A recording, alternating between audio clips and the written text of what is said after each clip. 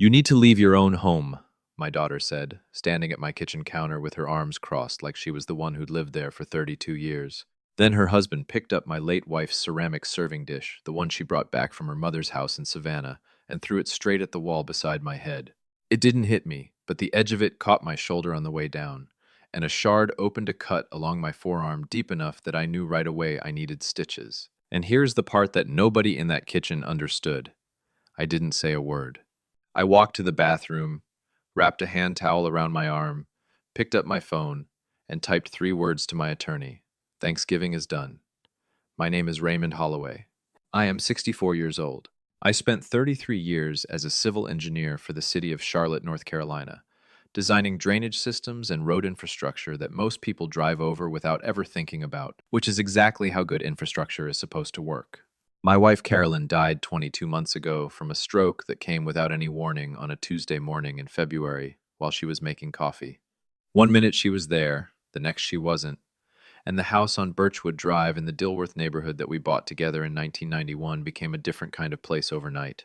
Quieter in a way that I still haven't completely figured out how to fill even now. My daughter Renee is 36. She married a man named Derek Walsh 4 years ago, and together they have a little girl named Cora, who just turned 5 in September, and who is, without any exaggeration, the best part of every week I get to spend with her. Derek sells commercial real estate, or he did until about 10 months ago when his firm downsized and let him go along with about a third of their agents. Since then, from what I could tell, he had been picking up occasional contract work and spending a lot of time on his phone talking about deals that never seemed to actually close. Renee had gone back to work full-time at the hospital where she's a physical therapist, and between her salary and whatever Derek was pulling in irregularly, they were managing, but just barely. I knew this because Renee told me, and because I'm her father, and because when your only child is struggling, you pay attention, whether they want you to or not.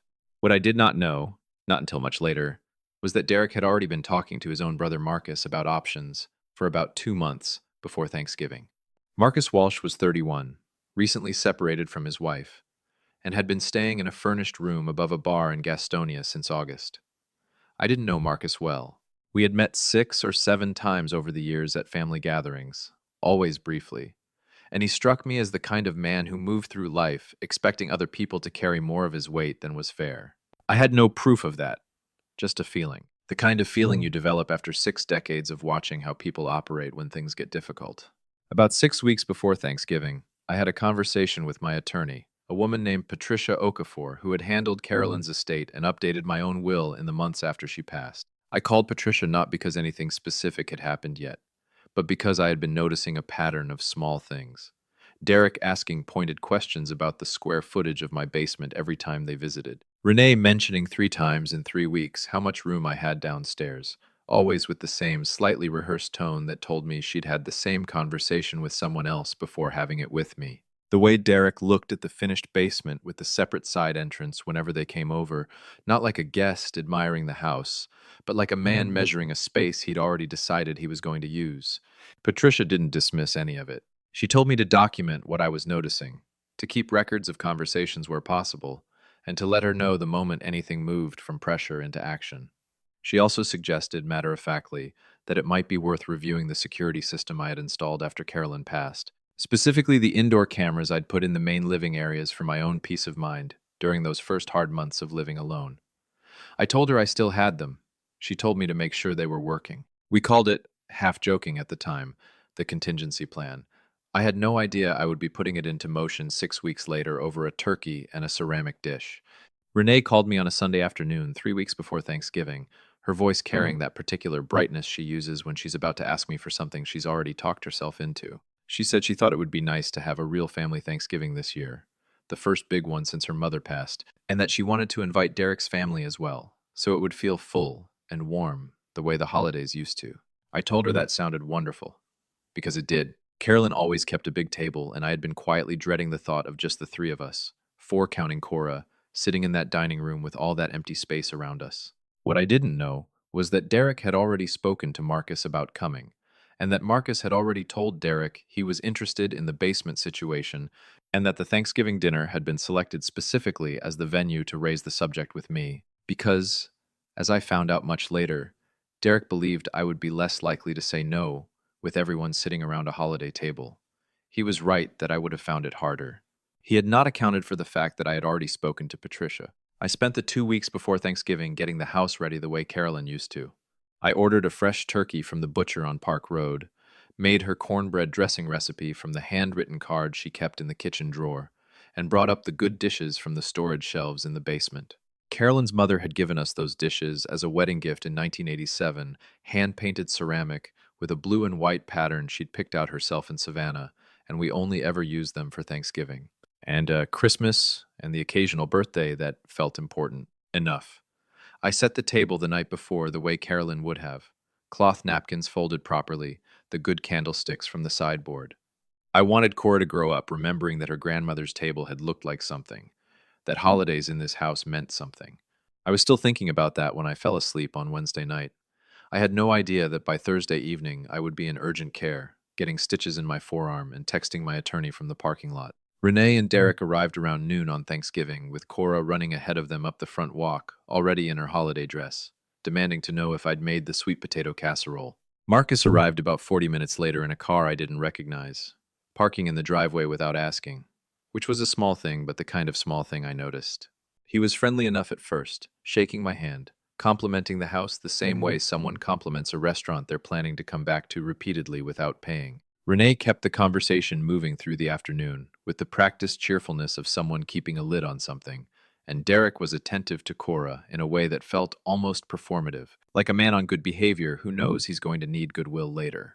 I caught it all, but I let it go. I had made a decision, sitting in Patricia's office 6 weeks earlier, that no matter what happened, I would not be the one to raise my voice first or lose control of a situation in my own house. 33 years of managing contractors and city officials and public works disputes had given me a particular tolerance for people who think pressure is the same thing as persuasion.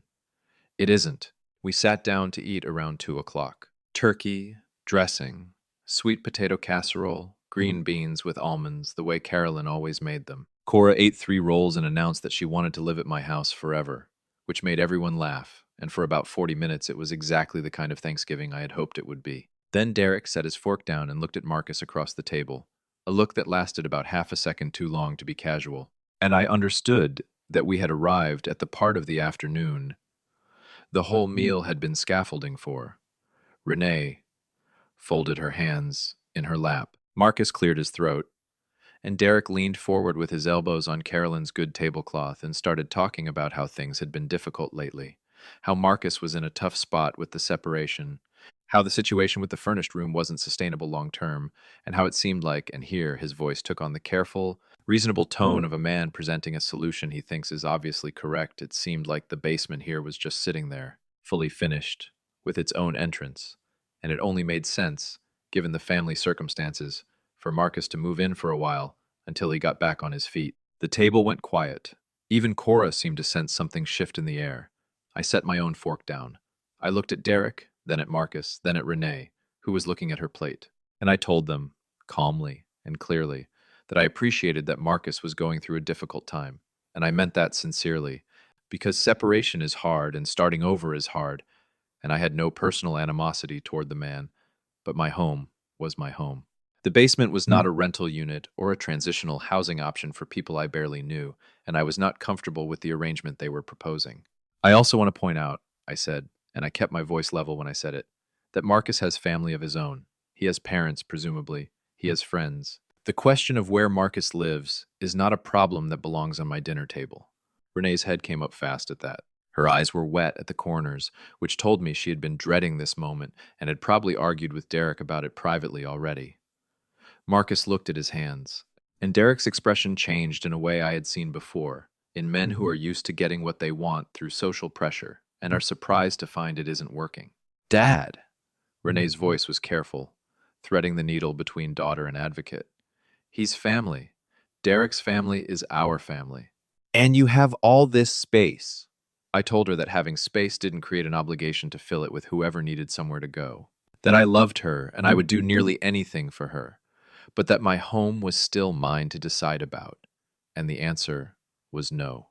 Derek stood up then, not slowly, the way a man stands up when he's done eating, fast, the way a man stands up when he's decided that sitting down has stopped working for him. He told me I was being unreasonable, that I was sitting in a house with rooms that nobody was using while his brother was living above a bar, and that Carolyn would have wanted the family to pull together in hard times. That last part landed differently than the rest of it.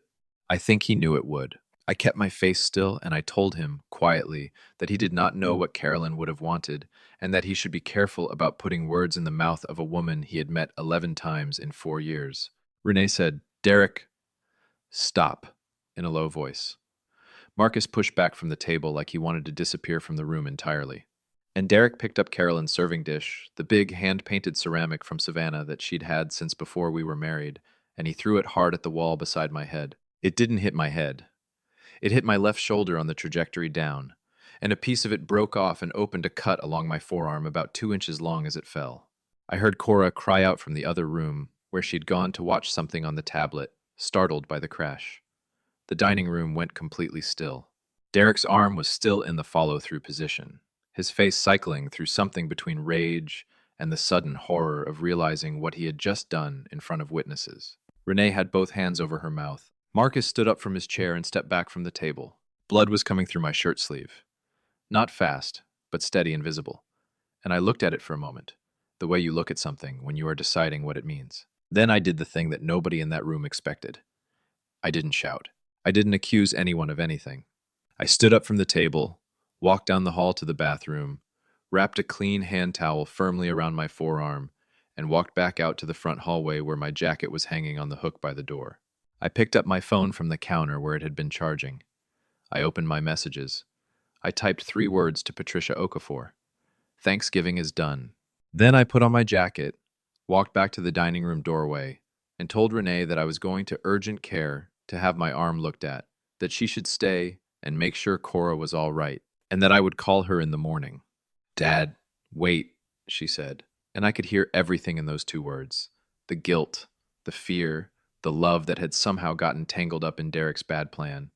I told her I knew, and I left. The drive to Atrium Health Urgent Care on Randolph Road took 9 minutes. I know because I counted traffic lights and kept my breathing even the way Patricia had in a different context, told me to keep everything slow, documented, controlled. I kept the towel pressed against my forearm with my other hand on the wheel. At a red light on Moorhead Street, I checked the text I'd sent Patricia. She had already responded. "Understood. Get it documented. Call me tonight." She was good at her job.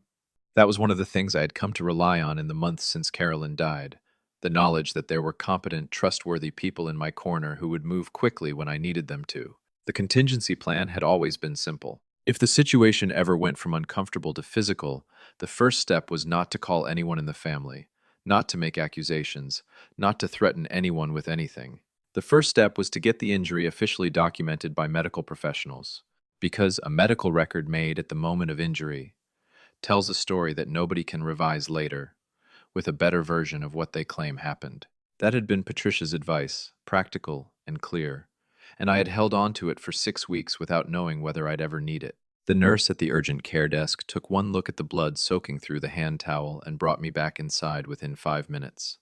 The physician, a younger man named Dr. Gaines, cleaned the cut and told me it was about 2 inches and would need 4 stitches. As he worked, he asked how it happened. Routine intake question. And I told him honestly that a family member had thrown a ceramic dish at me during an argument at Thanksgiving dinner. Dr. Gaines didn't flinch or express surprise, which told me more about what emergency medical staff see regularly than I probably wanted to know. He explained, quietly and professionally, that the clinic was required to file a report with law enforcement when a patient presented with an injury caused by another person, particularly in a family situation, and that an officer would likely follow up with me, possibly that evening or the following morning. I told him that was completely fine, that I had been expecting something along those lines. He gave me a slightly longer look at that, then finished the stitches without further comment. I sat in my car in the urgent care parking lot for about 20 minutes after they discharged me, my arm bandaged, a printed discharge summary in my jacket pocket, and I called Patricia. She picked up on the second ring. I told her what had happened, in sequence, calmly, the same way I would have briefed a project manager on a job site incident. She asked me several specific questions what Derek had said before throwing the dish, exactly where I had been standing, who else was present, whether Cora had witnessed it directly, and I answered each one clearly. She told me she would make some calls in the morning and that I should expect contact from the Charlotte-Mecklenburg Police Department either tonight or first thing Friday. She also reminded me, gently, that we had discussed the second part of the contingency plan and that now was the time to move on it. I told her I remembered. I told her I was ready. What I did not tell her, because I didn't need to, was that I had already been thinking about it on the drive over, and that somewhere underneath the sting in my arm and the grief of having watched a family holiday collapse into something ugly and permanent, I felt something else entirely. The same clarity I had felt when I first understood that the situation was going to escalate past what politeness could contain. The calm that comes from having made a decision in advance and then watching the moment arrive when you actually need it. A Charlotte Mecklenburg officer named Sergeant Teresa Browning came to my door at 7:30 Thursday evening, apologizing for the holiday interruption, notepad, and business card already in hand. She was professional and unhurried, the kind of officer who has clearly handled family disputes before and knows that the most useful thing she can do is listen without editorializing. I walked her through the entire Thanksgiving dinner from start to finish. I told her about the request to move Marcus into my basement, about my refusal, about Derek standing up from the table, about the dish, about my shoulder and my arm. I told her who was present in the room: Renee, Derek, Marcus. I told her that Cora had been in the adjacent room and had heard the crash. And then I told her something that I had not mentioned to anyone yet, including Patricia on the phone an hour earlier. I told her about the security cameras. The indoor cameras I had installed in the main living areas after Carolyn passed, which I had confirmed were operational 6 weeks ago at Patricia's suggestion, and which had been recording since noon on Thanksgiving. Sergeant Browning's pen stopped moving. She looked up from her notepad. I told her I had checked the footage from my phone in the urgent care parking lot. I told her the dish throw was clearly visible, clearly intentional, and clearly captured from 2 angles. I told her I would provide the footage to the department in whatever format was most useful. She wrote something down, thanked me, and told me the investigation would proceed from there. She also confirmed that she would be going to Renee and Derek's home that evening to get their account, which was standard procedure. My phone started ringing at 9:15. Renee's name on the screen, then Derek's, then Renee's again. I let them all go to voicemail. Not out of spite, but because I genuinely didn't have anything useful to say yet. And I knew from a long career of managing difficult situations that the worst thing you can do in the 24 hours after something breaks is talk before you're ready. The following morning, Patricia called me with an update. Sergeant Browning had visited Derek and Renee the previous evening. Derek had attempted to characterize the dish incident as an accident, claiming he had been gesturing during an emotional moment and the dish had slipped from his hands. The problem for Derek, Patricia told me, with a particular flatness in her voice that I had come to recognize as her version of satisfaction, was that the security footage made that explanation impossible to support. The footage showed him picking the dish up from the table with both hands, turning toward me, and throwing it at the wall beside my head with clear directional intent. It also showed Marcus stepping back from the table a full second before impact, which Sergeant Browning noted in her report as suggesting that at least one other person present had anticipated what was about to happen. Derek was informed that the footage had been provided to investigators and that the report would move forward as felony assault with a deadly weapon, since the ceramic dish had caused an injury, with the district attorney's office reviewing the evidence to determine how to proceed. I was told Derek had not said anything for about 30 seconds after hearing that. I understood the silence. It's the silence of a man realizing that the story he planned to tell isn't going to hold up. Over the days that followed, my phone stayed busy in ways I let Patricia manage on my behalf. I spoke to Renee once, briefly, on the Saturday after Thanksgiving, and it was one of the harder conversations I've had since losing Carolyn. She cried. She told me she hadn't known Derek was going to do what he did, that she had told him before dinner that she was uncomfortable with the plan, that she had tried to signal me across the table. I told her I believed her, because I did. I also told her that belief didn't change what had happened or what came next, and that Derek would need to face whatever the legal process decided was appropriate, the same as any other person would in the same circumstances. She asked if there was anything I could do to make it less serious. I told her gently but clearly that this was no longer mine to make less serious, that the state had the evidence and the state would decide, and that the most useful thing she could do right now was make sure she had her own legal counsel separate from Derek's, because her interests and his interests in this situation were not necessarily the same. She was quiet for a moment after that. Then she said, "You thought about all of this ahead of time, didn't you?" It wasn't quite a question. I told her I had hoped I wouldn't need to. Patricia moved forward on the second part of the contingency plan that same week. We restructured my estate so that my house and my savings would pass directly into a trust for Cora's future, administered by Patricia and a co-trustee of my choosing, with me retaining full control and use of everything during my lifetime. The purpose was not to punish Renee or to cut Derek out of anything he had ever legitimately been part of. The purpose was to make absolutely certain that my home, the house Carolyn and I bought together, the house where we raised our daughter, the house with the good dishes in the basement and the handwritten recipe cards in the kitchen drawer, could never again be treated as a negotiating chip at someone else's dinner table. Patricia filed the paperwork within 10 days. I felt, signing those documents, the same thing I had felt walking out my front door on Thanksgiving evening. Not triumph, just the quiet, solid return of control over my own life and my own space. Derek's case moved through the court system over the following 4 months. His attorney negotiated the felony charge down to a misdemeanor assault, and Derek ultimately pleaded no contest. The judge sentenced him to 80 hours of community service, a fine, a 1-year anger management program, and a restraining order requiring him to stay off my property for the duration of his probation. It was not a dramatic courtroom moment. I did not attend the hearing, choosing instead to spend that morning cleaning out the garage, a project I had been putting off for nearly 2 years. Patricia told me afterward that Derek had looked considerably smaller in that courtroom than he probably felt throwing a serving dish on Thanksgiving. I filed that observation away without comment. What happened with Marcus, since I know that's a question worth answering, is that he moved back in with his parents in Statesville for 2 months and then found a room in a shared house in East Charlotte with 2 other single men around his age. His parents, once the full story made its way through the family, were reportedly mortified. Marcus sent me a text message in January, 5 words. I had nothing to do with it. I didn't respond, but I believed him.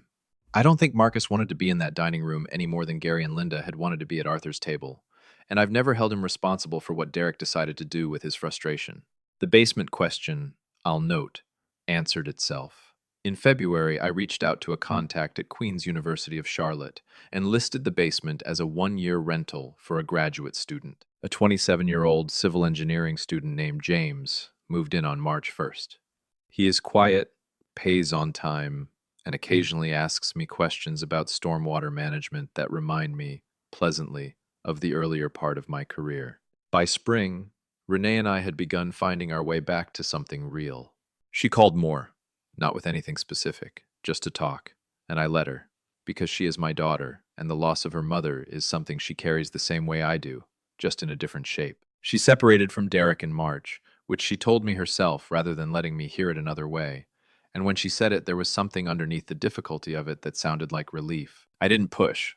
I told her the house was always open to her and Cora, on any Saturday, no notice required. Cora came over 3 Saturdays in April, and the 5th time she visited, she brought her art supplies and set up at the kitchen table and asked if she could draw pictures of Grandma Carolyn from the photos on the refrigerator. I sat beside her for an hour and told her stories about her grandmother, the good ones, the ones that make you laugh even when they make you miss someone. Those afternoons are the best parts of my weeks now. The scar on my forearm is almost invisible if I don't look for it. 4 stitches, well done, healed clean. But I notice it sometimes in the morning when I'm getting dressed, the same way I notice the crack in the plaster in the hallway that I've been meaning to fix for 3 years. Small evidence of things that happened in this house, this life. The trust for Cora is funded and protected, and growing slowly. The good dishes are still in the basement, repaired as well as ceramic can be repaired, which is to say imperfectly, with visible lines where the breaks were. I use them anyway. Carolyn would have used them anyway. Some things are worth keeping even when they show their damage. And some things, once broken the way they were broken, take a long time to come back to anything resembling what they were before. But they can come back. Slowly. If people decide that's what they want. If I went looking for revenge on Thanksgiving, I never found it, and I wasn't looking. What I found instead was the confirmation that protecting your own home, your own peace, and the people you love most inside it, firmly, legally, calmly, and without losing yourself in the process, is the only response that actually holds up over time. And if that makes me unreasonable, then I'll take unreasonable. I've lived 64 years, and I know the difference between a man who is being difficult and a man who has simply decided that enough is enough. If you stayed with me until the end of this, I'm grateful. Drop a comment below and let me know where you're watching from and what you would have done sitting at that Thanksgiving table. Hit the like button if this story meant something to you, and subscribe. because I promise there are more coming.